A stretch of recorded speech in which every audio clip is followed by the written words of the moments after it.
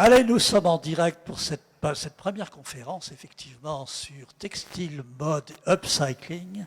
Nous sommes dans une salle absolument fantastique du village des antiquaires de la Gare. Première édition de ce festival upcycling. On a reçu plutôt Brune Poirson, ne pouvait pas être là à l'Île-sur-la-Sorgue, mais on a participé à une conférence Biovision. Non, ça fait penser à un autre événement, visioconférence. Avec Brune Poirson, elle a été admirable. Alors là, on va s'attaquer à un sujet très très important parce que là, il y a des créateurs qui sont dans la mode, qui ont un talent absolument fou. Et le textile, la mode, le recyclage, l'upcycling, je vois les amis qui sont là. Jean-Louis Brun, ça va? Tu vas bien? Ça va bien, Teddy. Toujours habillé en noir comme moi. Tradition oblige. Pierrick Chalvin, bonjour. Vous êtes un personnage important parce que vous représentez l'industrie textile. Vous êtes lyonnais, c'est pas un défaut, mais je veux dire, vous représentez, je crois, à peu près 800 entreprises du textile. Et puis vraiment, je suis tombé sur quelqu'un d'incroyable. Benjamin Malatray, vous allez nous expliquer, cuir marin de France.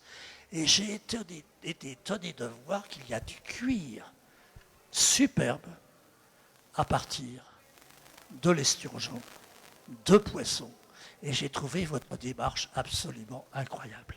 Alors on va commencer par Pierrick Chalvin, directeur d'Unitex. Pierrick, soit vous restez avec moi, vous allez debout, vous avez quelques diapositives. Vous allez nous dire, Unitex c'est qui, c'est quoi? Combien d'entreprises? Pourquoi l'implication dans le vêtement écologique, l'upcycling? Quelques chiffres. Est-ce que vraiment vous motivez, vous y croyez? Avec les créateurs de mode, il y en a de suffisamment connus. Je cite simplement Stella McCartney, mais il y en a plein d'autres. Comment vos entreprises ont envie d'y aller? Et puis ça fait un bout de temps, mon cher Pierrick. Quand j'étais tout petit à BFM, j'étais le premier journaliste sur l'environnement. Et ce livre, je ne peux pas vous l'offrir, il n'y en a plus qu'un, hein, à la recherche du vêtement écologique. Et ce livre est sorti en 1999. C'était l'époque, effectivement, des premiers sur le vêtement, le textile et la mode écologique. 1999. Et c'était dans votre région, mon cher Pierrick. Allez, vous allez commencer à nous présenter votre secteur, vos entreprises, pourquoi vous y croyez, en vous disant qu'on a eu Brune Poirson tout à l'heure, et je lui ai demandé que l'année prochaine, Jacques Chalvin est là, non? Merci, mon cher Jacques. D'ailleurs, le même nom, hein. C'est un peu bizarre, cette histoire. Hein. Bon, j'ai demandé à Brune Poirson que l'année prochaine, l'Île-sur-la-Sorgue soit la capitale, je ne dirais pas mondiale, mais de l'upcycling. Voilà, c'est à vous. Alors, beaucoup de questions, je vais essayer d'y répondre dans l'ordre. Unitex, c'est quoi? C'est l'organisation professionnelle du textile en Auvergne-Rhône-Alpes qui aujourd'hui fédère 600 entreprises, 17 000 salariés pour un chiffre d'affaires global consolidé d'environ 3,5 milliards. Donc sur l'ensemble des métiers du textile, c'est-à-dire mode, déco-ameublement et textile technique. Quand on parle de textile technique, c'est évidemment la santé, l'aéronautique, les équipements de protection individuelle, où l'upcycling aussi a un rôle à jouer. Alors, que fait la profession industrielle textile en direction de l'upcycling en particulier et du recyclage de façon plus générale? Alors ça fait pas mal de temps qu'on s'intéresse évidemment à la question parce que, alors peut-être pas depuis 99 comme cet ouvrage, mais on y réfléchit depuis pas mal d'années. Pourquoi? Tout simplement parce que dès lors que l'on fabrique quelque chose, on doit penser qu'est-ce qu'on va en faire lorsqu'il arrivera en fin de vie, en fin de cycle. Donc l'éco-conception est au centre des préoccupations de tous les industriels depuis pas mal de temps. Les mauvaises langues disent que l'industrie textile est la deuxième industrie la plus polluante du monde. Pourquoi mauvaise langue? C'est un peu vrai. Hein? Bah, c'est vrai dans certains pays, oui. Ouais. Si vous allez en Asie, c'est peut-être vrai. Si vous êtes en Europe, en Occident, c'est pas vrai. On est d'accord. Bon. Je vous rappelle, juste une petite parenthèse, que la France a les normes environnementales et sociales parmi les plus drastiques de la planète. Malheureusement, on ne le valorise pas, ça. On ne peut pas le valoriser. C'est pour ça qu'il y a ce différentiel de prix sur les produits, notamment par rapport aux produits asiatiques. Ça, c'est un vrai souci. Donc, qu'est-ce qu'on fait par rapport à ça? Je vais vous donner quelques exemples. On a un pôle de compétitivité qui s'appelle Tectera, qui est un peu le bras armé de l'innovation dans le textile, dans notre région et même au niveau national. Et Tectera organise des programmes collaboratifs, des projets collaboratifs avec des industriels, avec des laboratoires, avec des universités pour faire émerger des projets autour justement du recyclage. Donc il y en a un certain nombre, tout simplement parce qu'on a besoin de valoriser ces déchets dans l'industrie, que ce soit des déchets de production ou des déchets qui concernent les produits finis. Donc là, il y a des choses qui se passent et il y a des choses qui sont en train d'émerger très intéressantes. Un autre exemple avec le Centre européen des textiles innovants qui est à Tourcoing dans le Nord. Ils ont mis en place un démonstrateur semi-industriel qui permet aujourd'hui de recycler des fibres de coton. C'est exceptionnel, ça n'existe nulle part ailleurs en Europe. Il a été inauguré l'année dernière. Je vous invite d'ailleurs à le découvrir si vous en avez la possibilité. Et puis un troisième exemple, c'est la convention que nous, Unitex, on est en train de passer avec la région Auvergne-Rhône-Alpes sur l'économie circulaire. Nous sommes la deuxième filière à le faire. La première a été la plasturgie. On est en train de négocier cet accord avec la région pour commencer par recenser les déchets industriels. C'est la première des choses à faire. Pour ensuite, une fois qu'on a fait ce recensement des gisements, pouvoir regarder comment on peut les valoriser. Et là aussi, il y a une envie très forte des industriels d'aller dans ce sens. Vous avez quelques diapos à nous présenter? Alors j'ai quelques diapos parce que je vais répondre à une question que vous ne m'avez pas posée. Ça va venir. Alors, non, on va remonter en haut. La différence entre, entre le recycling et l'upcycling. Absolument. Vous l'avez posé à la ministre, mais vous ne me l'avez pas posé. Ah ben non, mais avec vous, j'ai eu peur. Alors, j'ai essayé d'illustrer le plus simplement possible la différence entre ces deux termes, mais il y a quelque chose qui est très important, d'ailleurs, que Brune Poisson a cité, c'est que dans la notion de recycling, il y a la notion de destruction pour pouvoir récupérer une matière. J'ai mis un petit exemple à partir de ces vêtements. On peut tirer, par exemple, des fibres de non-tissé qui peuvent servir de renfort isolant phonique, acoustique ou thermique. L'upcycling, c'est différent. C'est une opération en fait où on récupère un matériau et on le valorise. Donc il y a cette valeur ajoutée qui est essentielle. Alors là j'ai pris quelque chose, on ne le voit pas tout à fait, mais que tout le monde connaît. C'est la bouteille vide qu'on recycle en pied de lampe. Voilà. Ça typiquement c'est l'upcycling. J'ai bien compris. Bon. Mais dans le textile, quel rapport avec la bouteille? Juste le slide suivant pour montrer que dans plein d'univers, évidemment, on retrouve l'upcycling. Donc, bon, il y a plein de choses. Juste en lien peut-être plus particulier avec le textile, il y a des sacs que l'on voit. Il y a notamment le sac gris qui est produit par le créateur marron-rouge. Ce sont des ceintures de sécurité qui sont recyclés. Il y a le sac rouge que vous voyez, bon, ça c'est des bâches de camions plus classiques. La voile, évidemment, qu'on recycle en thé d'oreiller. Bon, donc il y a plein de choses qui se passent dans plein d'autres domaines. Si on vient maintenant sur la mode, ça c'est typiquement des illustrations d'upcycling qui peuvent être faites par vous et moi. Peut-être plus par vous que par moi, parce que je ne sais pas coudre. Mais on voit qu'on peut, à partir de vêtements, refaire plein de choses. Alors, ça, j'ai envie de dire, c'est monsieur et madame tout le monde qui peut faire ça. Maintenant, si on s'intéresse à ce que peuvent faire les créateurs plus connus, il y a quelques exemples, je vous ai mis 3 exemples. Il y a ce que fait le créateur néerlandais Ronald van der Kemp, qui à partir de drapeaux, notamment drapeaux américains, fait de l'upcycling pour en faire des jeans. Il y a bien sûr Marine Serre, qui est une des pionnières de l'upcycling dans la mode, qui a d'ailleurs commencé chez le créateur belge Margiela. Je rappelle juste que Margiela, en 89, ça a été le pionnier, puisqu'en 89, il a fait, donc avant 99, absolument, il a fait défiler des filles avec des tenues faites à partir de sacs plastiques Franprix. Et puis Damoiseau qui, lui, à partir de draps, de serviettes, crée des sous-vêtements. Fantastique. Autre diapo. Autre diapo, et j'ai bientôt fini. Ça, c'est pour illustrer, alors très intéressant, la collection capsule de Monkey. Monkey, c'est une filiale de H&M. Ils ont lancé pour la première fois cette collection de capsules qui a fait un tabac. Ça a tellement fait un tabac qu'en quelques jours, il n'y avait plus une seule pièce.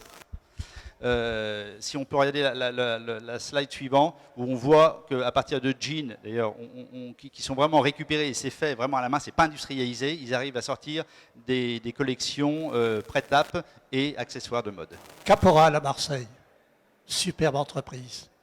sûrement. Ah bon.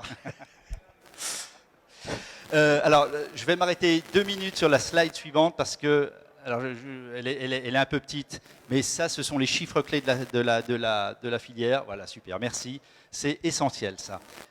Ces chiffres, ils sont issus de ex-écolabel TLC, qui maintenant s'appelle Refashion. Sur à peu près 650 000 tonnes de produits mis sur le marché en 2019, on n'en collecte que 38%. C'est-à-dire que l'essentielle majorité, soit c'est dans nos placards, soit ça part à la poubelle. Et quand on dit poubelle, ça veut dire incinération ou enfouissement. Donc il y a une marge de manœuvre énorme, c'est ce que disait Brune Poisson tout à l'heure. Quant à la collecte, il y a tout un circuit qui intervient, notamment avec les bennes et que sur la voie publique que tout le monde connaît, avec 3 acteurs essentiels. Le relais, qui est l'acteur essentiel avec 55%, Emmaüs et la Croix-Rouge. Absolument. Et donc, après, bon, il y a tout un cycle après la collecte. Ça part soit en tri, soit en recyclage, soit en réutilisation. Il faut savoir qu'une grosse partie de ces vêtements collectés, car ce sont essentiellement des vêtements, sont revendus en seconde main à l'export, notamment en Afrique. Voilà. Et je me suis amusé à mettre des petits sigles d'upcycling, là où justement on pouvait intervenir à différents niveaux pour voir là où les créateurs ou monsieur et madame tout le monde peuvent intervenir pour récupérer des vêtements et faire de l'upcycling. Autre diapo. Dernière diapo, c'est les consommateurs. Qu'est-ce qu'ils en disent, c'est les consommateurs? Il y a de plus en plus d'enquêtes. La dernière, elle date du mois dernier. Elle a été menée par l'Institut français de la mode avec le salon Première Vision. Et elle montre que près de la moitié des consommateurs européens déclarent avoir acheté des produits de mode éco-responsables en 2019. Sachant qu'il y avait 4 pays qui étaient interrogés, la France, l'Allemagne, l'Italie et les États-Unis. Et qu'aux États-Unis, c'est en train de prendre une pente ascendante. Donc on voit enquête après enquête que les consommateurs sont de plus en plus férus de consommation éco-responsable. Le deuxième point, c'est qu'en 2019, ils ont consommé en moyenne 370 € de produits éco-responsables sur un budget global d'environ 800 €. Donc c'est en train d'atteindre presque la moitié de la consommation. Et j'en finirai par là. Aujourd'hui, la tendance claire, et ce n'est pas une mode, c'est une tendance de fond, c'est de consommer moins mais mieux. Pierrick, comment faire pour intensifier, je veux dire, ces collectes qui est encore un peu insuffisante vis-à-vis du consommateur? Comment les motiver? La première filière de recyclage a été le verre, ça marche bien, maintenant il n'y a plus de problème. Parce que je pense que la collecte était associée aussi à une opération humanitaire contre le cancer. Comment faire pour intensifier cette collecte de vieux vêtements qui restent dans nos armoires, nos penderies, etc. Parce que ce chiffre, bravo, mais pour moi, il est encore insuffisant. Alors, il y a un moyen qui, malheureusement, est assez simple et qui, je pense, va être efficace, c'est le réglementaire, c'est-à-dire la loi de Brune Poisson sur l'économie circulaire va, à mon avis, aider à ce qu'on collecte et qu'on recycle mieux. Pourquoi? Parce que lorsque vous mettrez maintenant sur le marché un produit, vous n'aurez plus le droit de le détruire s'il n'est pas vendu. D'accord. Donc ça, c'est un élément incitatif. Et après, il faut inciter chacun de nous, chacun des consommateurs, à vider ses placards et à aller dans les centres de collecte pour donner ses vêtements. Mais ça demande de la pédagogie et ça demande aussi de l'accompagnement.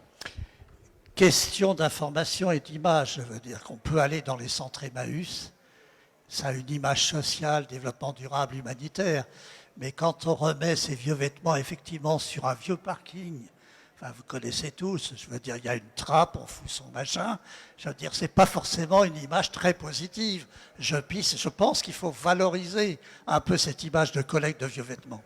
Et vous avez complètement raison. Si on crée des lieux où justement on peut apporter ces vêtements et voir ce qu'il en résulte, voir ce qu'on en fait, voir pouvoir acheter des produits upcyclés comme on le voit ici, ça aurait un effet incitatif et en termes d'image de marque, ça serait bien plus valorisant. Comment réagissent les distributeurs? Vous parlez d'H&M, etc., etc. Parce que très souvent, et vous avez raison, Pierrick, mais c'est aussi montrer que c'est le piège peut-être, mais je suis très content qu'il s'engage là-dedans. Mais le piège peut-être, c'est qu'en même temps, on va fabriquer ces vêtements en Chine avec des mômes qui ont 7-8 ans. Il y a l'aspect social, et puis on dit aux consommateurs européens, vous ramenez vos vieux vêtements, etc. Il n'y a pas un problème qui est un peu tendancieux, là, ça me dérange un peu. Le juge de paix dans tout ça, c'est le consommateur. C'est vous et c'est moi. c'est le seul juge de paix. Si on continue à acheter n'importe quoi à n'importe quel prix, les distributeurs ils continueront à fournir ce que le client veut. S'il y a une évolution, un changement comportemental chez le consommateur, le distributeur il s'adaptera. Et est-ce que ces produits, on dit upcycling, recyclés, etc., ce sont des coûts moins chers que des vêtements fabriqués en Chine? Parce que le problème, il est là. Le consommateur moyen, il achète parce que c'est moins cher. Je ne suis pas tout à fait de votre avis. Le consommateur moyen, il n'achète pas parce que c'est moins cher. L'acte décisif dans l'acte d'achat, c'est le coup de cœur. Je parle de la mode. Hein. C'est le coup de cœur. C'est le critère numéro 1. Le prix intervient, mais il intervient dans un second temps. En plus, il y a toujours le côté irrationnel qui prend le dessus et après, on essaye de trouver le côté rationnel à l'acte d'achat. Mais le prix n'est pas forcément le critère numéro 1. Donc, ça, c'est une première chose. La deuxième chose, c'est qu'on ne pourra évidemment jamais demander à tous les consommateurs d'acheter plus cher. C'est évident. En revanche, il y a toute une catégorie de la population des consommateurs qui ont les moyens d'acheter plus cher et qui ont les moyens d'arbitrer avec leur portefeuille. Alors, vous représentez quand même bon nombre d'entreprises. Vous avez un poids important, considérable. Mais j'ai demandé à Jacques Chalvin d'aller me chercher une jeune créatrice qui est juste là. Elle va arriver. Elle fait des vêtements. Elle a 22, 23 ans. On l'a reçue hier dans mon émission. Elle est exceptionnelle. Elle va chercher des vieilles nappes, des vieux vêtements, etc., etc. Et vous allez voir ce qu'elle fait. Comment vous, excusez-moi, on parle de Stella McCartney et d'autres, comment vous pouvez faire pour aider cette jeune fille? Là, voilà. Elle a son stand ici. Anima Mea, tu vas nous dire en 2 minutes ce que tu fais, et je souhaite avec tous les amis que tu deviennes la 2e Stella McCartney. Ouais, j'aimerais bien, merci beaucoup. Donc moi, c'est Clara Delacour, c'est la marque Anima Mea. Donc, je suis située à l'Île-sur-Sorgue. Depuis 3 ans, j'ai mon entreprise. Et en fait, c'est une marque de mode éco-responsable parce que j'ai créé un partenariat avec une recyclerie locale qui s'appelle les 3 Échos. Et je récupère chez eux tout ce qui est textile d'ameublement, literie, linge de maison, donc beaucoup de draps, rideaux, nappes, etc. Jamais de vêtements parce qu'ils sont souvent réutilisés pour les sans-abri, pour les habiller, etc. Donc voilà, du coup mes vêtements sont éco-responsables et locaux et voilà, avec un circuit court. Voilà. Bravo. Est-ce que vous avez... Merci. Est-ce que vous avez le gisement dont vous avez besoin? Vous trouvez la quantité nécessaire ou est-ce qu'il vous manque des produits, de la matière? Alors justement, très bonne question parce que c'est vrai que c'est vraiment pas facile à ce niveau-là. J'ai voulu créer un partenariat avec le Relais à Avignon. J'ai eu la chance de pouvoir visiter les locaux du Relais qui sont incroyables. C'est vraiment un très grand hangar dans lequel on va avoir des kilotonnes de textiles. Pour moi, c'était une pépite d'or. Alors j'ai eu l'occasion de le visiter, mais on ne m'a jamais ouvert les portes vraiment pour des questions de sécurité. Ce que je trouve très dommage parce qu'au niveau de la sécurité, du coup ça bloque certaines possibilités pour relancer une industrie locale. Donc du coup ça n'a pas pu se faire et donc je me suis rapatriée sur une association locale mais qui me suffit pas au niveau matière première, effectivement, et qui va de moins en moins me suffire puisque j'aimerais déléguer la confection à un atelier de réinsertion qui est à Avignon pour pouvoir déjà rajouter un aspect social dans la marque, mais aussi pour pouvoir peut-être fournir de plus grandes quantités à de plus grandes boutiques locales. Voilà, elle fait tout toute seule. Il y a son stand qui est là. Et vous allez voir ces petites robes, tout ce qu'elle fait. Et on va t'aider. Moi, j'allais t'acheter une petite robe tout à l'heure. Je te remercie infiniment. Retenez son nom parce que je pense qu'elle va aller très très loin. Je te remercie. Jean-Louis. Bon, on se connaît depuis tout petit. Hein, parce qu'on va pas depuis l'école. On va pas raconter notre vie. Hein. Il y a des ingénieurs agronomes qui tournent mal. Hein. Bon, manufacture Brun-Neuville-en-Tyran. Qui ne connaît pas la manufacture brun de Vian-Tirant, ce que vous faites, c'est absolument exceptionnel au niveau de la qualité, de la recherche, de tout un environnement qui est absolument colossal. Et j'ai vu, il y a toujours une actualité chez Brun, j'ai vu que vous lancez une collection capsule 100% upcycling. Ça veut dire quoi? Ça veut dire, ça a été très bien défini juste avant, ça veut dire surcyclage. Et c'est une idée qui est venue pendant le confinement, avec le concours de stylisme d'une styliste et l'utilisation de nos chutes de tissu. Alors on a des mots dans les métiers, tous les métiers ont de très beaux vocabulaires, et on a un mot dans notre métier qui est chef de pièce. Ça désigne les extrémités d'une pièce de tissu, des pièces de 50 mètres de long, hein, c'est comme ça qu'on fabrique. Et c'est le nom que l'on a donné à cette collection, parce que c'est là que l'on trouve les chutes, hein, parce que les extrémités sont un petit peu abîmées, on les coupe, ça tombe pas toujours pile. Donc c'est ça. C'est la plus grosse contribution, disons, aux chutes de tissu. Alors on a fait travailler une styliste qui a combiné des combinaisons aléatoires de ces chutes, parce que comme c'est du surcyclage, on ne sait jamais sur quel coloris on tombe, donc on a créé des gammes de coloris, des assortis, qui sont assemblés par des rubans de mérinos, et c'est du ruban de mérinos qui est fabriqué chez nous également à l'Île-sur-la-Sorgue, et qui donne son ton et son style à cette collection. Donc c'est tout nouveau pour nous, c'est assez excitant de faire ça, ça plaît beaucoup, c'est aussi une exploration de nouveaux territoires pour nous, parce que ce sont des accessoires, alors aussi bien des étuis à tablettes, des sacs, des tote bags, des shopping bags, qu'est-ce qu'on a d'autre, des cache-pots, puis il y aura d'autres objets que nous ne faisions pas jusque-là, et qui sont aussi des idées cadeaux et qui sont pour notre public à la File Aventure, notre musée boutique tout près d'ici, qui sont des idées d'achat faciles à des prix très abordables. Donc c'est vertueux de tas de manières différentes. Mais pourquoi subitement parce que vous êtes connu, je ne dirais pas sur la planète entière, mais des produits haut de gamme, pourquoi subitement vous entrez, mais c'est normal, hein, dans, je ne dirais pas le phénomène de mode, mais le côté upcycling, etc. Alors, je dois dire que, soyons très clairs, l'upcycling restera une petite activité chez nous. On s'y met parce qu'on voit que ça se fait, on dit c'est génial et on a envie de le faire avec nos chutes. Mais on avait déjà d'ailleurs du public qui nous demandait s'ils pouvaient acheter des chutes de tissu. C'est quelque chose on se dit, bah, tiens, est-ce qu'on devrait les vendre? Bon, on en vend un petit peu ici pour l'occasion, mais jusque-là, on n'avait pas fait. Mais il faut savoir que chez nous, ça va rester quelque chose de limité en quantité. Pourquoi? D'abord parce que nous travaillons du mérinos, de l'alpaga, du lama, du cachemire, des fibres précieuses. Et quand on travaille ces matières-là, on ne gaspille pas. Je veux dire qu'on fait très attention. On recyclait déjà tout. Rien ne se perdait, ou moins d'1%. Tout était récupéré, ce qui n'était pas utilisé était effiloché et rejoignait le cycle de production. C'est de la fibre neuve. Voilà.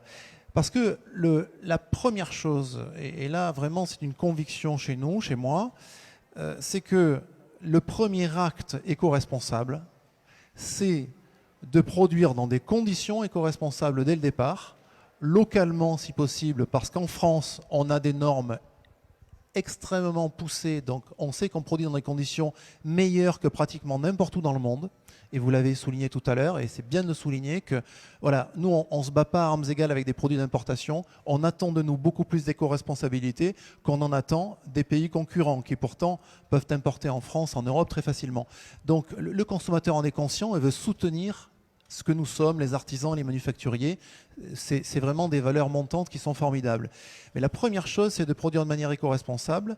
Et la première éco-responsabilité, outre de ne pas polluer, c'est la durabilité des produits. Ouais. Et les produits durables, un produit qui dure 50 ans, comme c'est le cas pour nos étoffes, il est forcément déjà 50 fois moins polluant qu'un produit jetable. Moi, ce qui m'intéresse à chaque fois, on se connaît depuis fort longtemps, mais c'est la manière dont tu vas dans différents pays rechercher une laine spécifique, aller trouver. C'est assez exceptionnel. Et je sais qu'on a parlé du mérinos d'Arles, mais tu as aussi d'autres découvertes possibles dans les mois à venir, je crois. Oui, actuellement, après l'aventure arlésienne, si j'ose dire, du Mérinos d'Arles, qui célèbre cette année ses 30 ans, 30 ans de travail avec les bergers pour retrouver un mouton dont la laine est la plus fine de l'hémisphère nord, et puis pour le reproduire, renouveler des troupeaux jusqu'à ce qu'on ait un cheptel actuellement de 25 000 têtes, qui appartient aux bergers, je précise, et qui produit pour nous exclusivement cette laine, une laine extraordinaire, une laine vraiment très fine et très belle. Donc c'est l'aventure mongole que tu connais, avec ce travail avec une ONG en Mongolie qui nous donne accès à une communauté de nomades dans le Gobi Altaï, à Komintal, avec lesquels, eh bien, en tant que biologiste comme toi, j'interviens avec les biologistes de l'ONG pour raisonner les croisements de chameaux. Ce sont des chameaux, ce sont des bébés chameaux. Alors un bébé chameau, ça fait 2,30 m de haut, c'est de beaux bébés, qui donnent une laine exceptionnelle, et on travaille ensemble pour développer cette production tout en préservant la qualité de la laine. C'est ça la gageure, voilà. Et puis d'autres destinations à venir. Alors, j'ai pas pu beaucoup voyager ces derniers temps pour des raisons que vous devinez, mais d'autres destinations à venir, peut-être l'Amérique du Sud, mais ce genre de partenariat est tellement délicat à concevoir et à développer avec les populations locales que voilà, on va essayer d'y arriver. En France, très souvent, il y a des blocages, il y a des barrières, etc. Chacun est dans son coin. Vous avez des relations entre Pierrick et Jean-Louis Brun? Comment ça se passe? Alors là, c'est la première fois qu'on se rencontre avec Pierrick, mais Pierrick connaît mon papa. Donc ce n'est pas la première fois que les institutions que nous représentons se rencontrent. Ils ont déjà collaboré et je crois dans une belle entente. Mais en ce moment, en effet, Teddy, le tissu industriel français est en train de se resserrer. Il est en train de se serrer les coudes comme jamais auparavant. Alors tu l'as évoqué, c'est vrai qu'en France, on n'est pas les plus forts pour travailler main dans la main. Moi, sur les salons internationaux, j'ai toujours été un peu jaloux des Italiens qui sont très très forts pour ça. Eh bien, c'est en train de changer. C'est-à-dire que là, voilà, j'étais récemment au Puy-en-Velay avec 120 représentants de la filière, des éleveurs, des tondeurs, des laveurs, des peigneurs, y compris des petites industries ou de l'artisanat qui se restructurent, qui évoluent, qui se modernisent. Un des derniers lavages en France d'ailleurs qui s'est modernisé et qui a l'air de faire un très beau travail, bien mieux qu'avant. Tout ça est en train de se faire. Ça va très vite. Je suis également Brun de Vian-Tyran, ma société est également membre fondateur du collectif Tricolore, qui est une initiative portée aujourd'hui par différentes marques, outre son initiateur, notamment LVMH, le slip français, Saint-James. Pourquoi? Pour valoriser les laines de France. Ces laines parfois délaissées, des laines qu'il y a il y a 5-6 millions de moutons en France, il y a du monde, et ces laines de France qu'on peut valoriser en les utilisant pour les qualités qu'elles ont. Eh bien, nous allons travailler à des cahiers des charges, à des progrès dans la production, dans la propreté de ces laines au niveau des bergers, au niveau de la tonte, avec beaucoup d'éducation, et bien sûr grâce à des débouchés industriels, à des débouchés commerciaux, et avec des produits de qualité qui permettront de mieux rémunérer les bergers. Voilà, tout ça bouge énormément, et ce sont des choses qui se sont faites dans les derniers mois. C'est récent, et nous essayons de jouer un rôle parce que, il faut le savoir, Brun de Vian-Tyran, cette manufacture que tu connais bien, qui est juste à côté d'ici, à l'Île-sur-Sorgue, nous ne sommes pas très gros, nous sommes 45 personnes. Eh bien, figure-toi que nous sommes le premier transformateur français des laines de France. Ouais. C'est dramatique parce que, alors d'un côté j'en suis fier, et je nous sens un devoir d'être moteur du renouveau des laines de France, ce que nous sommes déjà avec le Mérinos d'Arlantique. Mais c'est dire si toutes ces laines partent à l'étranger et sont essentiellement transformées à l'étranger, parfois pour revenir en France. Alors arrêtons ces inepties, retrouvons les savoir-faire que nous avons, retrouvons les beaux métiers que nous avons et qui sont attractifs. On a plein de jeunes qui déposent leur CV chez nous. Réveillons-nous la France, serrons-nous les coudes, parce qu'on a de beaux atouts et on a en plus un public qui a compris qu'on est dans le même bateau et qui a compris qu'en achetant français, c'est son propre emploi que l'on protège et que l'on pérennise. Ah, bravo. Nom de Dieu. Pierrick, vous pouvez répondre à ça. Alors, je vais évidemment dans le sens de ce qui vient d'être dit. Un chiffre, dans le textile, dans les 10 années qui viennent, il y a 3000 emplois à pourvoir chaque année dans le textile en France. Et nous, on fait des actions, il n'y a pas une semaine où on n'est pas dans une école, dans une université, dans un centre de formation pour expliquer ce qu'est la filière textile en France aujourd'hui, en 2020, hein, pas le textile des années 60, et pour dire comment ça a évolué et pour dire qu'il y a des perspectives d'avenir dans cette filière. Il y a plein de choses à faire. Alors Benjamin, prenez le micro, parce que je ne vous connaissais pas. Et vraiment, cuir marin de France, j'ai été vraiment fasciné.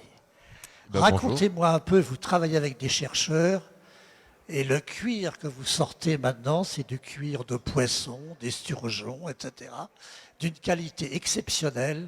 Racontez-moi un peu cette histoire, j'espère que ça commence à fasciner les gens sur la planète. Racontez-moi cuir marin de France. C'est une histoire qui a commencé en 2016. À la base, on est 3 amis d'école d'ingénieurs chimistes, donc Gauthier, Emmanuel et moi. Et c'est en allant au restaurant, tout simplement, qu'on s'est rendu compte que les peaux des poissons elles étaient jetées à la poubelle.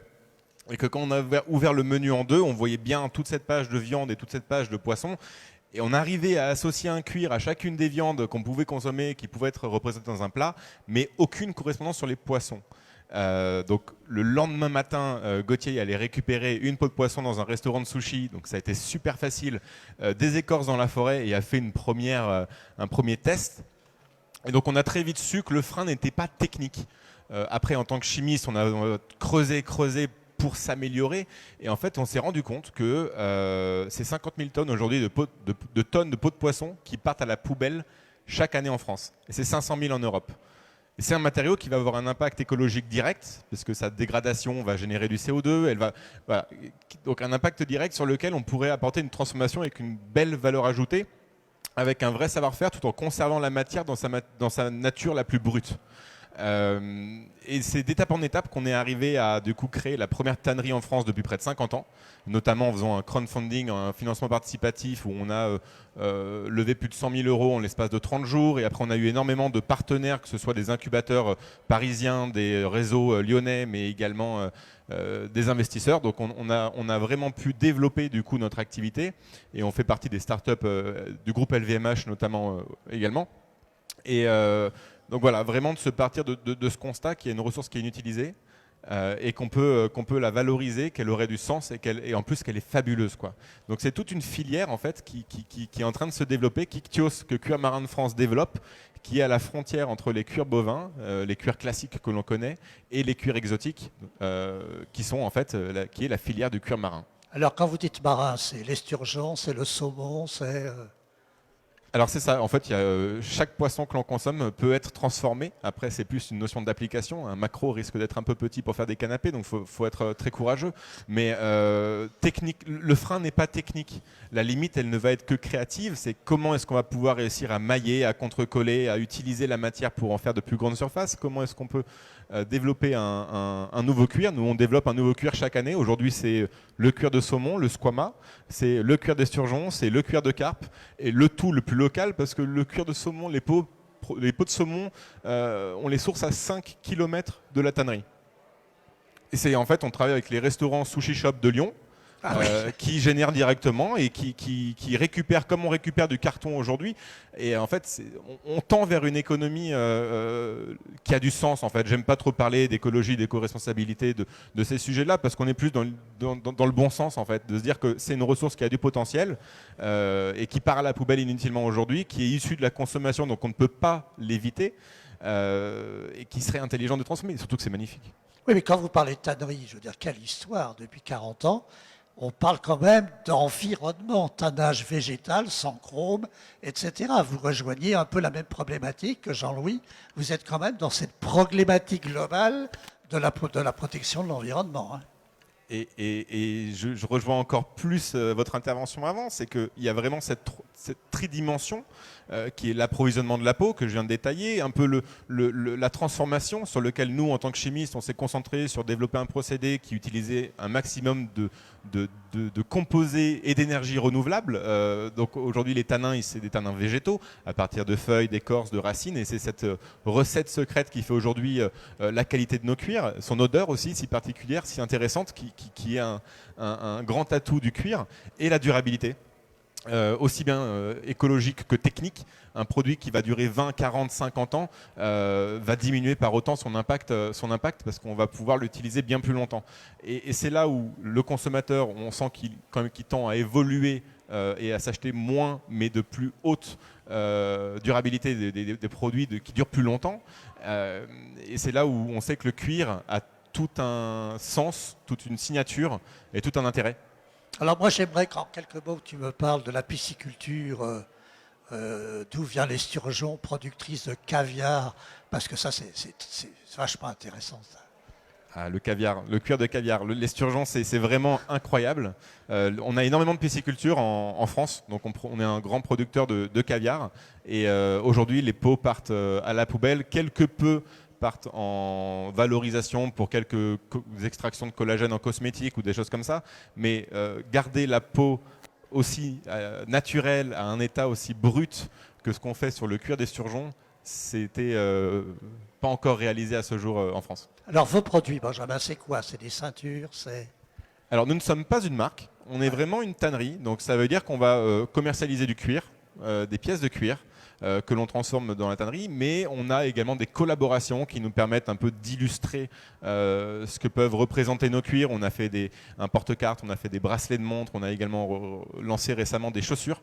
Les applications sont juste incroyables. On nous a contactés pour des projets juste dingues. D'hydravion, dans des centrales nucléaires aussi, parce que c'est un cuir qui est extrêmement résistant, extrêmement fin, donc il y a des vraies applications, des vraies utilités techniques. Voilà. La seule limite, encore une fois, c'est vraiment la créativité et c'est pas un frein technique. Donc les grandes marques, LVMH, etc., comment ça vous contacter? Aujourd'hui, on est en contact à peu près avec l'ensemble des marques. En fait, il y a un vrai mouvement de fond qui est mondial, hein, qui n'est pas que français, qui est à travers le Fashion Pact et à travers d'autres engagements et qui ne concerne pas que la filière cuir, qui tend vers la recherche de nouveaux matériaux, la recherche de traçabilité, la recherche de transparence aussi. Donc c'est un peu une nouvelle industrie qu'on essaye de créer avec les valeurs que notre génération attend, des valeurs de transparence, des valeurs d'engagement de bon sens et d'innovation. Jean-Louis, comment tu perçois, je veux dire, cette initiative? Il n'y a pas un lien à trouver dans tes produits avec ce cuir marin? Non, mais absolument, parce qu'on nous demande souvent, en décoration notamment, des bordages de cuir, des combinaisons de nos tissus avec le cuir, ce qu'on a très peu fait jusqu'à présent. Voilà, ça donne envie d'essayer. On a besoin de rubans, par exemple. On a, voilà, avec des problématiques certainement spéciales parce que un poisson, c'est pas aussi long qu'une vache. Mais bon, un esturgeon, déjà, c'est plus long. Mais oui, les matières premières, c'est ce qu'on aime essayer, absolument. Pierrick, vous les connaissiez? Alors, je ne les connaissais pas. Je trouve ça remarquable. Moi, il y a des choses que vous avez dites qui résonnent évidemment chez moi et chez nous, je pense. C'est la durabilité, c'est la traçabilité. C'est le circuit court et c'est la transparence. Nous, dans le textile, on a mis en place des labels de traçabilité, notamment le label France Terre Textile, il y a le label EPV qui existe aussi. On est en train de monter au niveau européen un nouveau label qui s'appelle ETIC, pour European Textile Identity Card. Et on est en train de travailler, on travaille de concert avec les Italiens, qui sont aussi confrontés au même problème de traçabilité, parce que en Italie, par Prato, il y a beaucoup de choses qui arrivent de Chine, qui arrivent, on étiquette un Made in Italy et ça part dans le circuit. Donc eux, notamment le bassin de Côme, le bassin de la soie, les Comasques sont très intéressés pour tracer ces produits. Et donc on travaille donc avec les Italiens, les Espagnols, les Italiens, les Portugais nous ont rejoints et les Belges aussi, et on va sortir ce label d'ici quelques mois. Quand on a entendu Brune tout à l'heure, la difficulté de la collecte et du recyclage du plastique, là vous avez un sacré boulot à faire, Pierrick, parce qu'effectivement, il y a eu des créateurs qui se sont lancés dans des vêtements en introduisant du fil plastique, etc., etc. L'intelligence artificielle aussi grâce au plastique. Vous en êtes où là-dessus?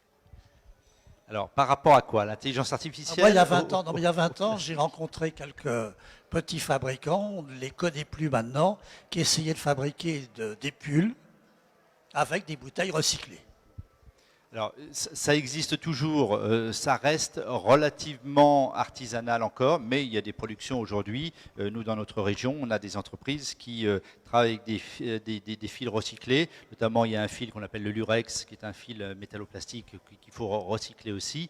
Ça reste encore assez confidentiel. Alors, pour quelles raisons? Je pense qu'il y a plusieurs raisons à cela.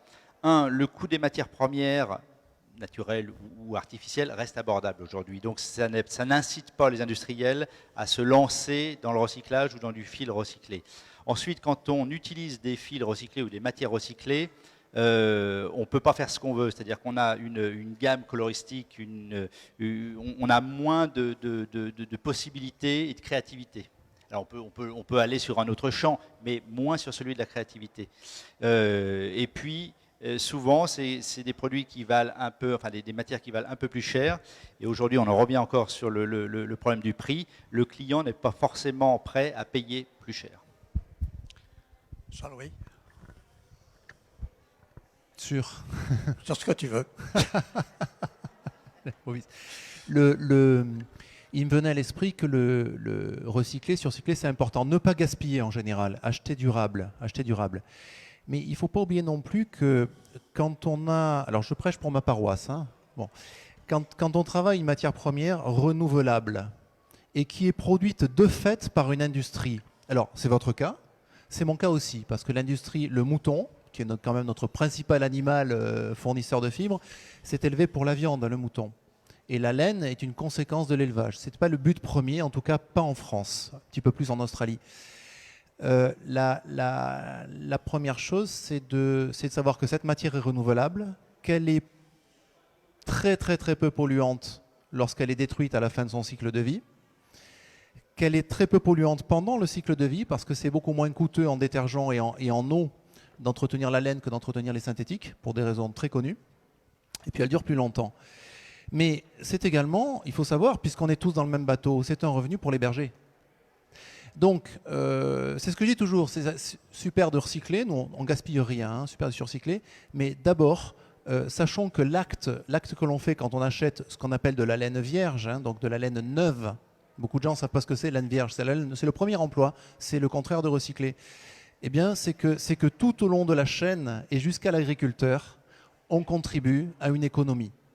Donc, il faut juste que cette belle valeur qui émerge du surcyclage ou du recyclage n'aille pas se construire en opposition aux valeurs du neuf. Le neuf, s'il est local, s'il est durable, c'est aussi très vertueux et c'est très bon pour une économie vertueuse dont nous faisons tous partie. Tiens, on va faire exception. Là, vous avez 2-3 questions à poser à ces 3 orateurs. D'abord, qui connaît, mais je sais, je fais le texte à chaque fois et tu es gagnant. Qui connaît juste en face le musée La Filaventure de Brin-de-Vientiran? Bah oui, mais Jacques. Ah oui, beaucoup de mains. Ah, il y a encore des plaisir. gens qui ne connaissent pas La Filaventure en face, qui est un musée absolument fantastique. Il faut aller voir, hein, parce que même pour les mômes, c'est absolument passionnant. Tu allies effectivement le passé, les nouvelles technologies, et moi je trouve ça absolument superbe. Ce musée est absolument sublime. Oui, ça fait longtemps, hein, tu sais, que je voulais partager notre métier. Le mot musée me gêne un peu parce que les gens s'imaginent parfois que c'est un musée historique. Notre maison a plus de 2 siècles, hein, mais ce n'est pas un musée historique, c'est notre métier. Venez voir comment nous travaillons tous les jours. Et si c'était un restaurant, ça voudrait dire venez dans les cuisines. Venez et puis cuisinez un peu avec nous, puisque là, vous pouvez actionner des vraies machines. Hein, vous pouvez voir des films de nos ouvriers, de nous-mêmes, qui travaillons, qui cherchons, qui transformons. C'est plutôt une expérience à vivre. C'est ce qu'on appelle un centre d'interprétation très moderne, très interactif, conçu avec les meilleurs muséographes de France. Et pour tous, comme tu l'as dit, aussi bien pour l'érudit qui veut se cultiver, qui peut y passer 2h30, pour l'enfant, le petit enfant qui aura un petit guide, hein, pour s'amuser, pour faire une enquête guidée par Edgar, le petit mouton. Voilà, on l'a conçu pour tous et je crois que c'est apprécié comme tel. Voilà, pour partager notre métier avec le public. Allez, oui.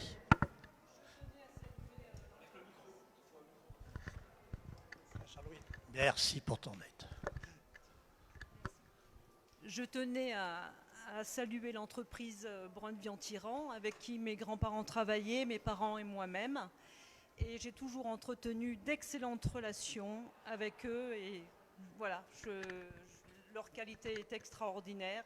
Et dans la durabilité, c'est formidable. Je connais très bien vos produits. Et je suis très heureuse d'avoir pu travailler avec vous. Et je continue à le faire. Et je dirais d'ailleurs que aujourd'hui c'est vendredi, il pleut, mais demain il y aura beaucoup de monde, je vous rassure. Mais là, la personne qui vient de s'exprimer, je l'ai rencontrée au village des Antiquaires. Et ça fait partie des créatrices qui font des choses sublimes avec leurs petites mains. Et l'importance du village des Antiquaires, l'île sur la Sorgue, c'est aussi très très important. Je te remercie beaucoup. Autre question ?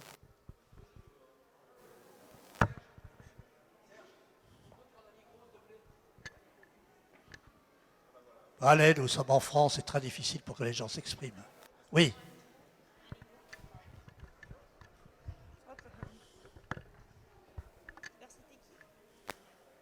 Qui avait le... Qui... Personne ? Bon, les gens sont passionnés, mais... Jacques ? T'as pas de question ? Monsieur, que faites... Plus près, plus près. Que faites-vous à votre niveau pour justement parler de cette valorisation de ce genre de produits qui sont français et d'excellents? Tout à l'heure, vous parliez du marketing et vous disiez que c'était très difficile. Je ne vois pas pourquoi.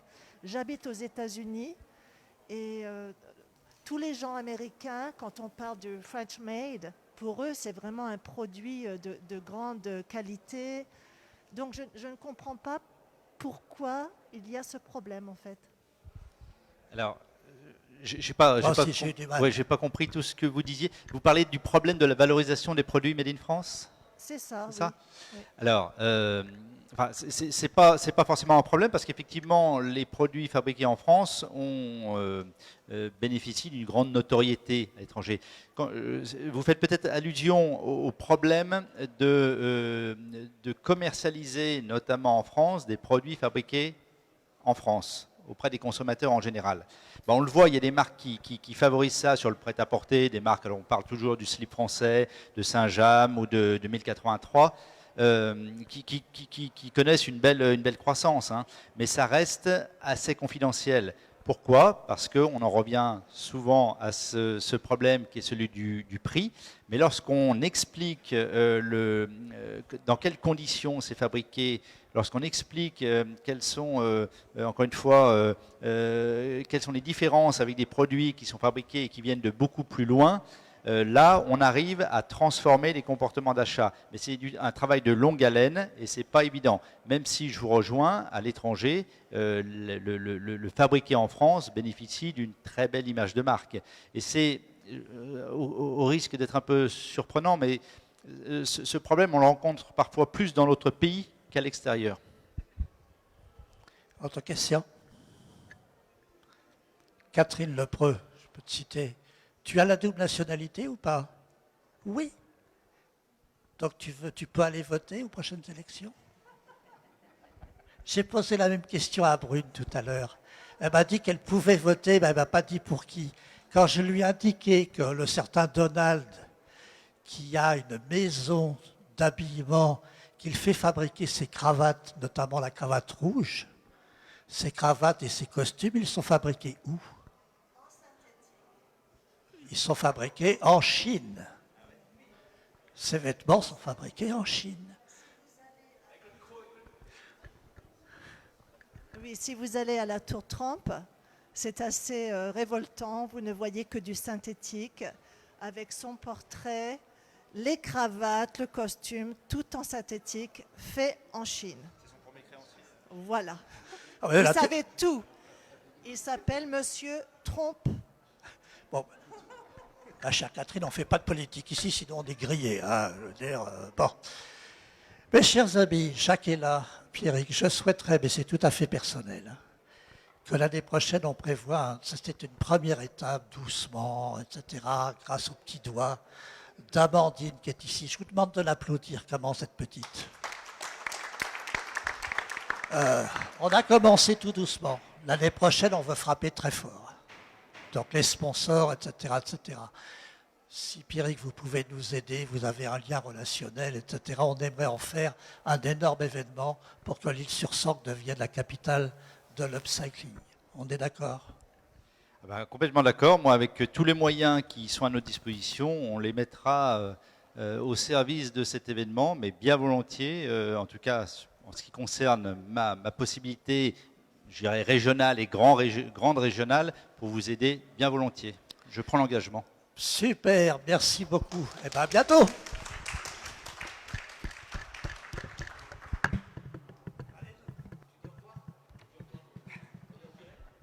Je dis au revoir. Je regarde la caméra. Ben oui, c'était la première conférence sur j'allais dire tourisme. Non, textile, environnement, upcycling, mon cher ami. Et demain, demain c'est samedi, il y a plein d'autres conférences avec plein de créateurs ici présents. Donc demain, il va faire beau. Donc vous pouvez venir au village des antiquaires de la Gare, à l'Île-sur-Sorgue. Voilà.